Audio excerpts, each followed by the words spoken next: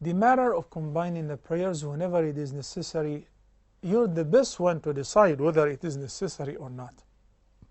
So like whenever now Maghrib is at 8 and Isha is at midnight, then Fajr is at 1 or 2, and for me I have to wake up for work or for the school, and if I go to sleep I'm not sure whether I will be able to wake up or not.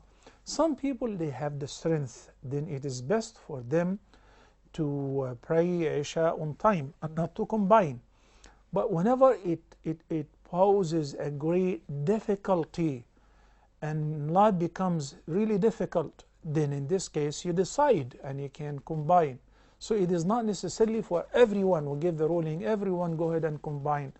And it is not necessarily true that the same person would combine all the time.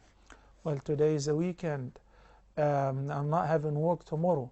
And you said I wake up 20 minutes before Fajr to pray, or 30 minutes, mashallah, so you have the capacity to do that. So let's decide whenever I believe seriously it is very difficult.